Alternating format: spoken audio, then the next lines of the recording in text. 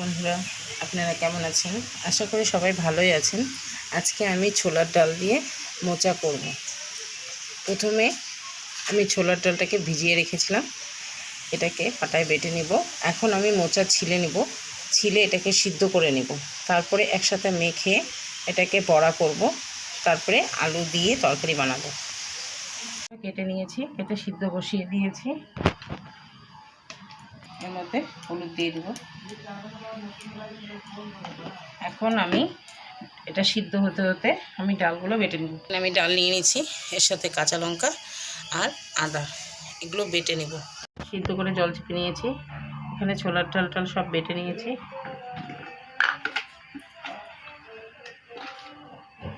এখানে লবণ, হলুদ, চিনি। এখন মোচাগুলোকে দিয়ে দিচ্ছি, তারপরে মেখে দিচ্ছি।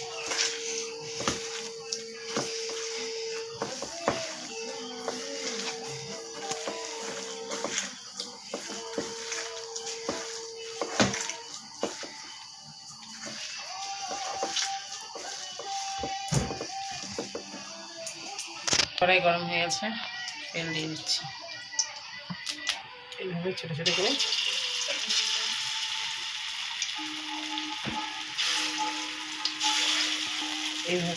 করে ভেজে নেব। নামিয়ে নিচ্ছি, আবার তেল দিয়ে দিচ্ছি অল্প। তেলের মধ্যে জিরা ফোড়ন দিয়ে দিচ্ছি, একটি তেজপাতা দিয়ে এটা লাল লাল করে ভেজে নেব।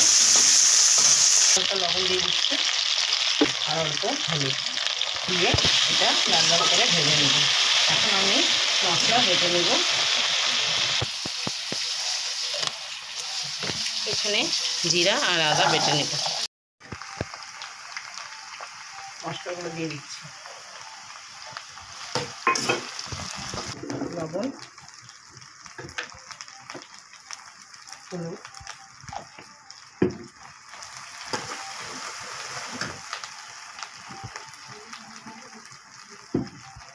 এখন হালকা জল দিয়ে এটাকে কষিয়ে নেব।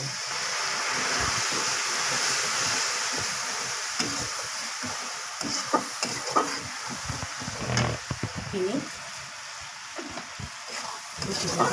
এটা কষিয়ে নিচ্ছি আমি, জল দিয়ে দিচ্ছি। খাওয়া যাবে না, এটা 10-15 মিনিট ফুটতে দেবো। তারপরে ভেজে রাখা বড়াগুলো ছেড়ে দেবো, দিয়ে দিচ্ছি।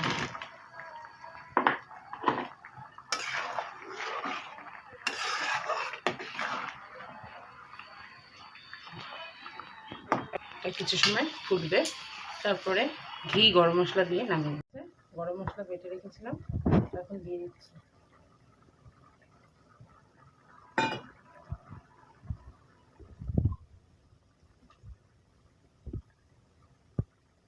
অল্প ঘি দিয়ে দিচ্ছি।